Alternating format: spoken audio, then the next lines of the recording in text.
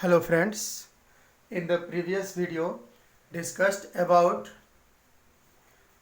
multiplication of vector with real number and multiplication of vector with other vector, that is scalar product or dot product. In this video we will discuss about vector product of two vectors. Okay, so vector product is also known as cross product.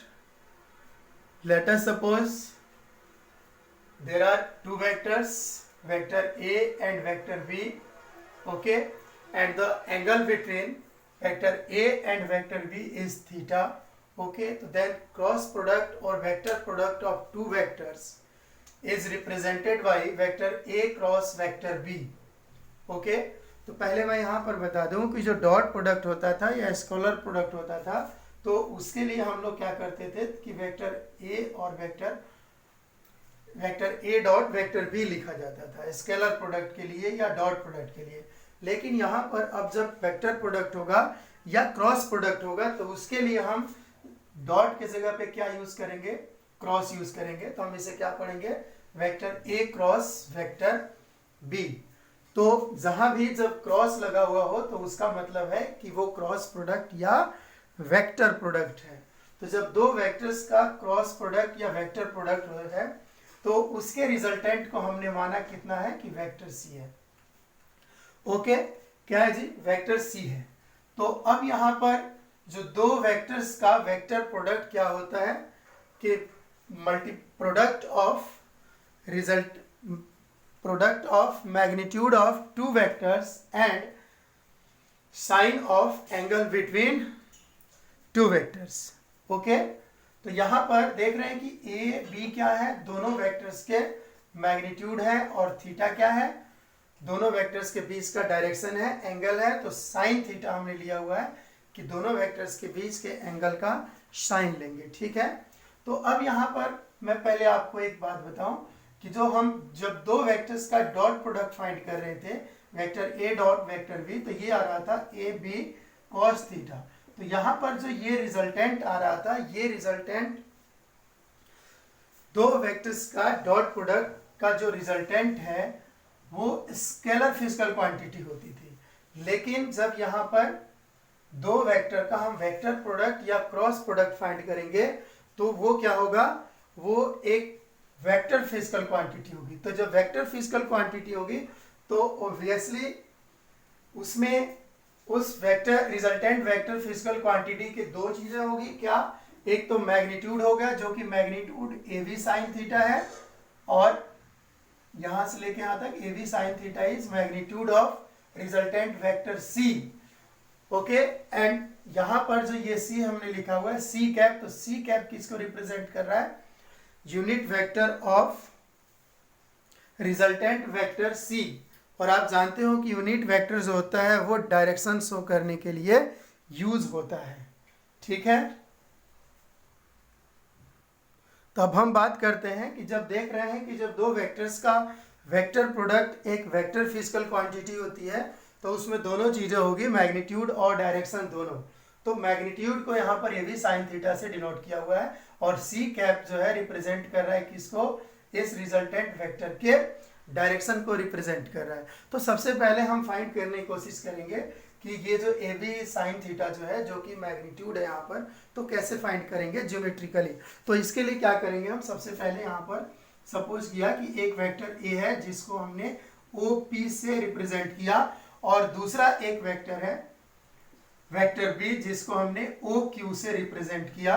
Okay, तो और इन दोनों vectors के बीच का जो angle है वो कितना है, थीटा है। तो अब हम क्या करते हैं कि इससे हम एक पैरेललोग्राम ऐसे फॉर्म कर लेते हैं, ठीक है।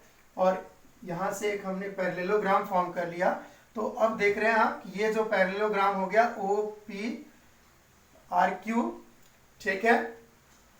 तो अब यहां पर अब हम क्या करें कि इसका अगर हम इस parallelogram O P R Q का अगर हम एरिया फाइंड कर लें तो वो किसके बराबर होगा, इस वेक्टर सी के मैग्नीट्यूड के बराबर होगा।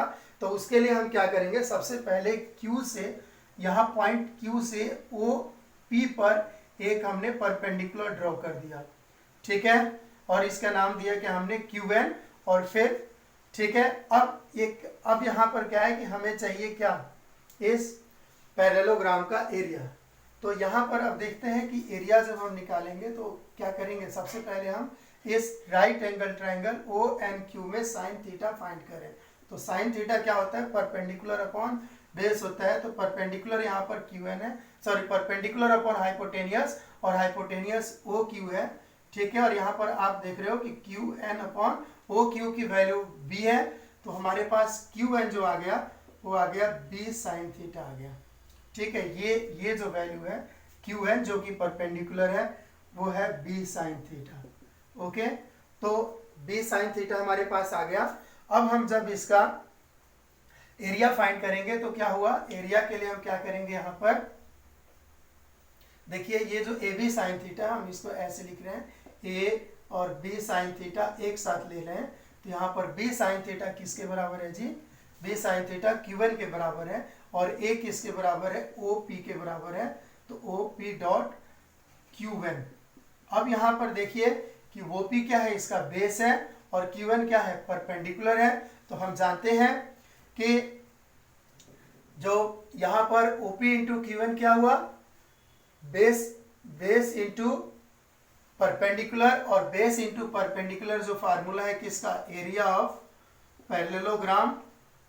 कौन सा पैरेललोग्राम बन रहा है, ओ पी आर क्यू, ठीक है। तो जो यहाँ से अब क्या है कि यहाँ पर जब दो वेक्टर्स है ए और बी, तो इन दोनों वेक्टर्स से अगर हम पैरेललोग्राम फॉर्म करें, और पैरेललोग्राम का जो एरिया होगा वो रिप्रेजेंट करेगा इस वेक्टर सी के मैग्नीट्यूड को, ओके। अब हम यहाँ पर देख रहे हैं कि ये अगर यहाँ से हम Q को P से ज्वाइन कर दें तो यहाँ पर ये QP क्या है, डायगोनल है। और पैरेललोग्राम का डायगोनल क्या करता है, पैरेललोग्राम का डायगोनल पैरेललोग्राम को दो इक्वल ट्राइंगल में डिवाइड करता है। तो अब अगर हम इसी को क्या कर दें कि यहाँ जो OP इंटू क्यू है ना, अगर 2 से मल्टीप्लाई कर दें और 2 से डिवाइड कर दें तो ये क्या बन जाएगा, अपॉन 2, ठीक है। तो ये बन गया यहाँ पर देखिएगा 1/2 बेस इंटू हाइट। तो इसका मतलब हो गया कि twice of area of triangle. यहाँ पर ट्राइंगल कौन सा बन रहा है, देखिए यहाँ पर OPQ।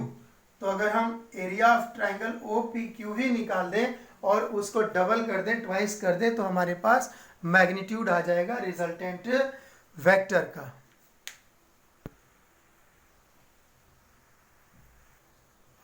यहाँ पर अभी आपने देखा कि जो ये रिजल्टेंट वेक्टर सी आ रहा है उसका magnitude A B sine theta जो है वो जो ए और बी से बनने वाला पैरेललोग्राम है उसके एरिया के बराबर है, या वेक्टर ए और वेक्टर बी से बनने वाले ट्रायंगल के एरिया के डबल है। तो अब हम बात करेंगे इस जो रिजल्टेंट वेक्टर सी बन रहा है उसके डायरेक्शन का।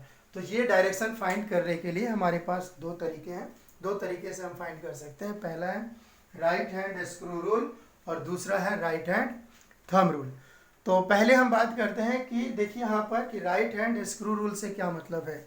उसके लिए देखिए यहाँ पर दो वेक्टर्स हमने लिया हुआ है, एक वेक्टर ए और दूसरा वेक्टर बी, और इन दोनों के बीच का जो डायरेक्शन है वो क्या है, एंगल क्या है, थीटा है। और हम निकाल रहे हैं, क्या फाइंड कर रहे हैं, vector A cross vector B find कर रहे हैं। Vector A cross vector B मतलब हमारा जो चलने का जो सेंस है, ऑर्डर है, वो क्या है, ए से बी की ओर है। ठीक है, तो हम पहले अप्लाई करेंगे राइट हैंडेड स्क्रू रूल। तो उसके लिए क्या करते हैं कि वेक्टर ए और वेक्टर बी से बनने वाला जो ये प्लेन है उस प्लेन के परपेंडिकुलर हम स्क्रू को, राइट हैंडेड स्क्रू को रखते हैं। ठीक है, और अब हमारा जो यहाँ पर सेंस क्या है, ए से बी की ओर है। तो जब हम इसको स्क्रू को क्या करेंगे, इस तरह से जब हम ए से बी की ओर यानी कि एंटी क्लॉकवाइज जब हम इसको घुमाएंगे, रोटेट कराएंगे, तो ऑब्वियसली जो यहाँ पर देख रहे हैं आप कि ये एडवांसमेंट हो रहा है, ऊपर की तरफ बढ़ रहा है। क्या, राइट हैंडेड स्क्रू रूल ऊपर की ओर बढ़ रहा है, और वो परपेंडिकुलर है किसके, जो ए और बी के से प्लेन जो बन रहा है उसके परपेंडिकुलर है। तो यहाँ पर हमें करना क्या है, right handed screw rule apply करने के लिए कि जो वेक्टर ए और वेक्टर बी से बनने वाला जो प्लेन है उसके परपेंडिकुलर हमने राइट हैंडेड स्क्रू को रखना है, ठीक है, और उसका जो सेंस है वो ए से बी की ओर है, तो हम ए से बी की ओर इस तरह से क्या करेंगे, रोटेट कराएंगे राइट हैंडेड स्क्रू को। तो यहां पर देख रहे हैं कि जो tip of right handed screw है इसका एडवांसमेंट किधर, ऊपर की ओर बढ़ रहा है, ठीक है। तो इसका मतलब हुआ है कि जब हम इसको हम ए से बी की ओर ऐसे रोटेट कराएंगे राइट हैंडेड स्क्रू को, तो जो इसके टिप का जो एडवांसमेंट का डायरेक्शन है वही डायरेक्शन ये जो रिजल्टेंट वेक्टर सी है इसके डायरेक्शन को शो करेगा। तो ऑब्वियसली यहाँ पर आप देख रहे हो कि जो वेक्टर ए और वेक्टर बी से बनने वाला प्लेन है, ठीक है, तो यहाँ पर जो अब जो वेक्टर सी का डायरेक्शन होगा वो क्या होगा, यहाँ पर राइट हैंडेड स्क्रू के जो टिप है उसके एडवांसमेंट जो कि ऊपर की ओर उठ रहा है, ऊपर की ओर बढ़ रहा है, तो ये डायरेक्शन हो गया कि इसके वेक्टर सी के, रिजल्टेंट वेक्टर सी के। अब यहीं पर क्या हो कि जब हमारे पास क्या हो कि जब vector v cross vector a हो, यानी कि अब हमारा जो है सेंस क्या है, v से a की तरफ है, तो इसके लिए क्या है रूल, इसके लिए भी वही रूल है कि हम क्या करेंगे कि वेक्टर b और वेक्टर a से बनने वाले प्लेन के परपेंडिकुलर हम राइट हैंडेड स्क्रू को रखेंगे, और हमारा बस इतना सा करना है कि राइट हैंडेड स्क्रू को अब कैसे रोटेट कराना है, बी से ए की तरफ कराना है। और आप देख रहे हो कि यहाँ पर ये क्लॉकवाइज हो रहा है, तो जब क्लॉकवाइज हो रहा है तो अब ये जो टिप है, tip of right handed screws होगा वो नीचे की तरफ बढ़ रहा है, नीचे की तरफ धीरे धीरे आ रहा है। तो इसका मतलब हुआ कि जो यहाँ पर जो ए और बी से बनने वाला जो प्लेन है उसके परपेंडिकुलर जब हमने राइट हैंडेड स्क्रू रूल रखा और बी से ए की ओर जब इसको रोटेट कराया, तो जो टिप का जो टिप के मूवमेंट का या एडवांसमेंट का डायरेक्शन है वो डाउनवर्ड डायरेक्शन में है। तो इसका मतलब जो यहाँ पर अब जो vector v cross vector a का जो रिजल्टेंट है वेक्टर c, इसका डायरेक्शन क्या होगा, ये और b से बनने वाले प्लेन के परपेंडिकुलर होगा और वर्टिकली डाउनवर्ड डायरेक्शन में होगा। वेक्टर प्रोडक्ट के रिजल्टेंट का डायरेक्शन फाइंड करने के लिए अनदर रूल है, वो है राइट हैंड थंब रूल। क्या है जी, राइट हैंड थंब रूल। तो इसके लिए हम क्या करते हैं कि अपने राइट हैंड के 4 फिंगर्स को इस तरह से हम ऐसे कर्ल बनाते हैं, ठीक है, जो वेक्टर ए से वेक्टर बी की ओर चले। क्या है, वेक्टर ए से वेक्टर बी की ओर चले, ठीक है। तो इसमें करते क्या है, राइट हैंड थंब रूल में कि हम करते क्या है कि हम अपने राइट हैंड को इस तरह से रखते हैं कि 4 फिंगर्स को कर्ल बनाते हैं, और कर्ल बनाते हुए जो हमारा थंब है वो क्या होना चाहिए, इरेक्ट होना चाहिए। तो यहाँ पर जो 4 फिंगर्स का जो डायरेक्शन है वो क्या है, ए से बी की ओर है, यानी कि एंटी क्लॉकवाइज है, ठीक है। तो जब ए से बी की ओर के लिए जब हम फाइंड कर रहे हैं, यहाँ पर vector A cross B find कर रहे हैं आपसे, तो ऑब्वियसली यहाँ पर जो ए से हम बी की ओर जा रहे हैं यानी कि एंटी क्लॉकवाइज जा रहे हैं, तो हमारा ये जो थंब का जो डायरेक्शन है वो रिजल्टेंट के यानी कि वेक्टर सी के डायरेक्शन को क्या करेगा, रिप्रेजेंट करेगा। अब यही क्या हो कि अगर हम वेक्टर बी से ए की ओर फाइंड करें, vector B cross vector A find करें, तब इसका मतलब क्या हुआ कि अब हमारे पास ऐसे रिवर्स हो गया। रिवर्स से मतलब कि अब हमारा v से a की ओर जा रहे हैं, यानी कि अब हमारा जो डायरेक्शन है 4 फिंगर्स के कर्ल का वो है v से a की ओर है। तो हमारे थंब का जो डायरेक्शन है वो क्या है, डाउनवर्ड डायरेक्शन में है, ठीक है, वर्टिकली डाउनवर्ड डायरेक्शन में है। तो ऑब्वियसली यहाँ पर अब क्या हो गया कि जब हम v से a की ओर जाएंगे तो यहाँ पर कर्ल का जो डायरेक्शन है 4 फिंगर्स का वो क्लॉकवाइज है, और जब क्लॉकवाइज है तो यहाँ पर थंब का डायरेक्शन डाउनवर्ड डायरेक्शन में है, ओके। तो जब हम यहाँ बात करेंगे वेक्टर ए क्रॉस बी का जो रिजल्टेंट वेक्टर सी है इसके डायरेक्शन का, तो ए और बी से जो बनने वाला प्लेन है उस प्लेन के परपेंडिकुलर होगा, ऊपर की ओर होगा, ठीक है। लेकिन जब vector v cross vector a की बात करेंगे हम, तो वहां पर उस केस में क्या होगा कि b और a से बनने वाला जो प्लेन है उस पर प्लेन के परपेंडिकुलर तो होगा, लेकिन जो यहाँ पर थंब जो शो कर रहा है वो कैसे शो कर रहा है, डाउनवर्ड डायरेक्शन में शो कर रहा है। तो इस वेक्टर a और वेक्टर b से बनने वाले प्लेन के परपेंडिकुलर होगा, ठीक है, और डाउनवर्ड डायरेक्शन में होगा vector v cross vector a का डायरेक्शन।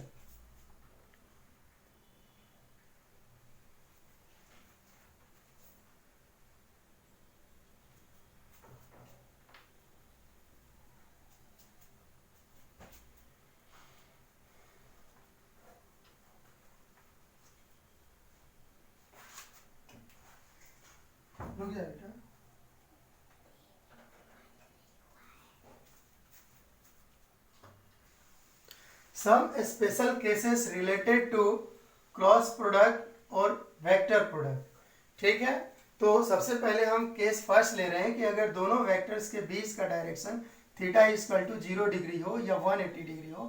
कहने का ये है मीनिंग कि दोनों वेक्टर्स एक दूसरे के पैरेलल या एंटी पैरेलल हो। तो हम जानते हैं कि साइन थीटा यानी कि साइन 0 या साइन 180 की जो वैल्यू होती है वो क्या होती है, 0 होती है। तो जब दो वेक्टर्स ऐसे जिनका जो दोनों एक दूसरे के पैरेलल या एंटी पैरेलल हो तो उनका जो रिजल्टेंट होगा, मैग्नीट्यूड होगा, वो क्या होगा, वो 0 होगा। कैसे, यहाँ पर देखिए भी साइन 0 की वैल्यू 0 होती है, साइन 180 की वैल्यू भी 0 होती है। तो जब दो वेक्टर्स क्या हो, एक दूसरे के पैरेलल या एंटी पैरेलल हो तो उनका रिजल्टेंट क्या होगा, 0 होगा। अब हम बात करेंगे कि जब दो वेक्टर्स एक दूसरे के क्या हो, परपेंडिकुलर हो, एक दूसरे के क्या हो, दोनों वेक्टर्स परपेंडिकुलर हो, तो इसका मतलब ये हुआ कि थीटा इज इक्वल टू कितना हुआ, 90 डिग्री हुआ। ठीक है, और हम जानते हैं कि साइन 90 की जो वैल्यू होती है वो क्या होती है, 1 होती है। तो यहाँ पर दो वेक्टर का जब हम क्रॉस प्रोडक्ट फाइंड करेंगे तो वेक्टर ए क्रॉस बी जो इसका रिजल्टेंट हुआ वो क्या हुआ, resultant magnitude A B sine theta. ठीक है, हम यहाँ पर इसके डायरेक्शन की बात नहीं कर रहे हैं, तो वैसे भी इसके डायरेक्शन को जो रिजल्टेंट है इसके डायरेक्शन को सी कैप से डिनोट किया हुआ है, तो अभी हम मैग्नीट्यूड की बात कर रहे हैं। तो यहाँ पर ए बी साइन थीटा हुआ और साइन थीटा की वैल्यू साइन 90, थीटा की जगह पे 90 रखेंगे और 90 की वैल्यू 1 होती है। तो इसका मतलब क्या हुआ कि vector A cross vector B equal to A B.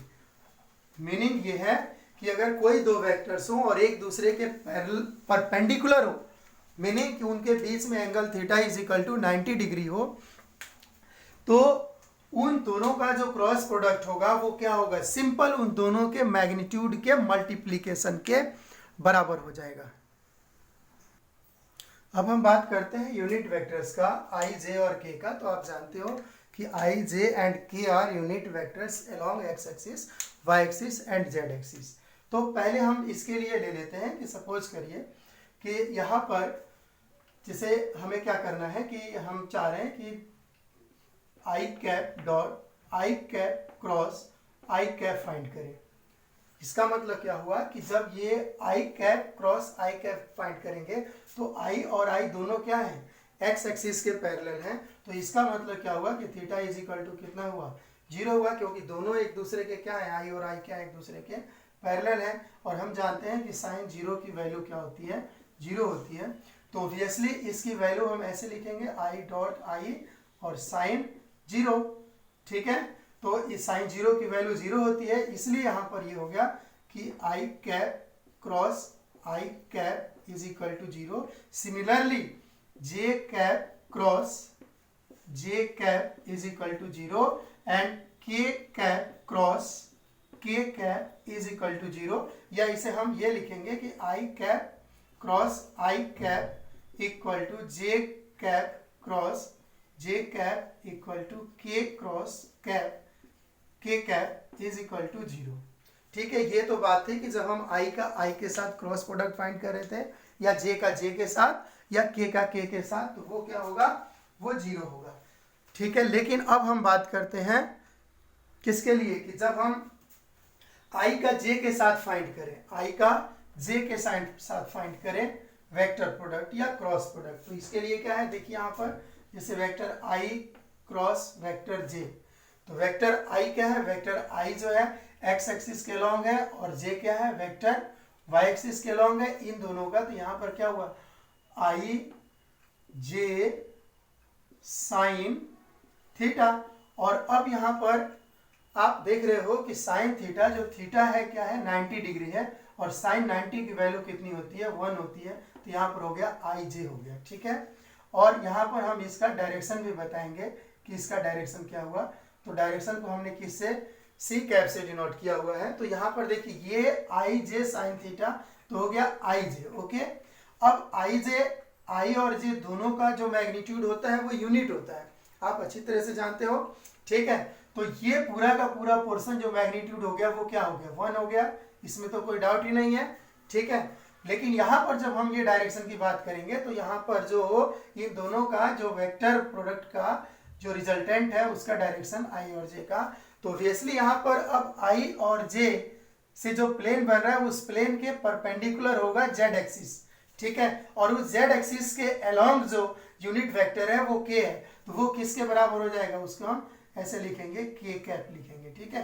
तो vector I cross vector J is equal to vector K cap हो जाएगा। इसी तरह से vector J cross vector K is equal to vector I cap, या vector K cross cap vector I cap is equal to vector J के बराबर होगा। या हम इसको अगर लिखें, फाइनली फार्मूला लिखें, तो vector I cross vector J is equal to vector K होगा, और यहां पर जब हम बात करेंगे J cap cross K cap की, तो ये आई कैप के इक्वल होगा, और जब हम बात करेंगे के क्रॉस आई कैप की, तो ये होगा किसके, जे कैप के इक्वल होगा। ये ध्यान रखने की जरूरत है। Properties of vector product, vector product के क्या प्रॉपर्टीज हैं वो डिस्कस कर लेते हैं हम। तो सबसे पहले क्या होता है कि जो वेक्टर प्रोडक्ट होता है वो एंटी कम्यूटेटिव होता है, कम्यूटेटिव नहीं होता है। इसका मतलब कि अगर हमारे पास दो वेक्टर हो, वेक्टर ए और वेक्टर बी, तो उनका जो क्रॉस प्रोडक्ट होगा वेक्टर ए क्रॉस बी, वो vector B cross vector A के इक्वल नहीं होगा, ये नॉट इक्वल टू, इसलिए यहाँ पर एंटी कम्यूटेटिव होता है वेक्टर प्रोडक्ट। तो ये बराबर होगा कब, देखिए यहाँ पर मैग्नीट्यूड दोनों का सेम होगा, लेकिन डायरेक्शन क्या होगा, अगर इसका डायरेक्शन देखेंगे तो प्लेन के परपेंडिकुलर पर डायरेक्शन होगा, लेकिन जब vector v cross vector a का डायरेक्शन देखेंगे तो वो इन दोनों वेक्टर b और a से बनने वाले प्लेन के परपेंडिकुलर डाउनवर्ड डायरेक्शन में होगा, यानी कि दोनों का डायरेक्शन क्या होगा, अपोजिट होगा। इसका अगर अपवर्ड है तो इसका डायरेक्शन क्या होगा, डाउनवर्ड होगा, ठीक है, दोनों एक दूसरे के अपोजिट होंगे। तो इसका मतलब हुआ कि vector a cross vector b equals minus vector v cross vector a, ठीक है। अब हम बात करते हैं सेकंड रूल की। तो सेकंड रूल क्या होता है कि जो वेक्टर प्रोडक्ट होता है वो डिस्ट्रीब्यूटिव होता है। तो डिस्ट्रीब्यूटिव होने का मतलब क्या है कि अगर हमारे पास तीन वेक्टर्स हो, वेक्टर a और वेक्टर b और वेक्टर c, तो इसके लिए यहाँ पर जो देख रहे हो कि जो वेक्टर ए है, वेक्टर बी और वेक्टर सी दोनों पर क्या होगा, डिस्ट्रीब्यूट होगा। तो हम इसको कैसे लिखेंगे, vector A cross vector B plus vector A cross vector C. अब यहाँ पर ये ध्यान देने की जरूरत है कि हम वेक्टर में जब हम वेक्टर प्रोडक्ट फाइंड करते हैं तो वेक्टर प्रोडक्ट या क्रॉस प्रोडक्ट फाइंड करने के लिए हमारा ये जो सेंस है, ये जो ऑर्डर है ए और बी का, वो चेंज नहीं होना चाहिए, ठीक है, नहीं तो उसका क्या होगा, मैग्नीट्यूड भले चेंज हो या ना हो, लेकिन उसका डायरेक्शन क्या हो जाएगा, चेंज हो जाएगा, और ऑब्वियसली एक दूसरे के इक्वल नहीं होंगे। अब हम बात करते हैं थर्ड प्रॉपर्टीज का। तो उसके लिए क्या होता है कि जो वेक्टर प्रोडक्ट होता है वो एसोसिएटिव होता है। एसोसिएटिव से क्या मतलब है कि हमने सपोज कर लिया कि हमारे पास कोई चार वेक्टर्स हैं, वेक्टर ए, वेक्टर बी, ठीक है, और तीसरा वेक्टर है वेक्टर सी, और फोर्थ वेक्टर है वेक्टर डी। तो यहाँ पर अगर हम क्या करें कि ये दो वेक्टर्स के सम लें और उनका हम क्या करें, क्रॉस प्रोडक्ट फाइंड करें, तो ये क्या होगा, इस तरह से होगा, vector A cross vector C plus vector A cross vector D plus vector B cross vector C plus vector B cross vector D. बस इसमें हमें ए बी सी डी के जो सीक्वेंस है, ऑर्डर है, उसका हमें ध्यान रखना है, वो चेंज नहीं होना चाहिए। अब हम बात करते हैं एग्जांपल्स ऑफ वेक्टर प्रोडक्ट या क्रॉस प्रोडक्ट की। तो जो फिजिक्स में बहुत सारे एग्जांपल्स हैं क्रॉस प्रोडक्ट या वेक्टर प्रोडक्ट की। तो सबसे पहले हम बात करते हैं टॉर्क की। टॉर्क, तो जो टॉर्क होता है, वेक्टर टॉर्क जो होता है, वो क्या होता है, क्रॉस प्रोडक्ट या vector product of displacement R and force. Okay, another example of cross product is linear velocity. Linear velocity v is equal to cross product of angular velocity and radius vector. Okay, another example of vector product in physics is tangential acceleration. Tangential acceleration is denoted by a subscript t. Okay, तो यहाँ पर जो tangential acceleration है वो क्या है, cross product है angular acceleration और रेडियल वेक्टर के, ठीक है। और फोर्थ एग्जांपल की अगर हम बात करें तो ये सेंट्रीपिटल एक्सीलरेशन है, क्या है जी, सेंट्रीपिटल एक्सीलरेशन है, जिसको हमने डिनोट किया हुआ है ए सबस्क्रिप्ट सी से। तो जो centripetal acceleration is cross product of angular velocity and linear velocity. Another example of vector product in physics is angular momentum. Angular momentum is cross product of displacement vector and momentum. Okay.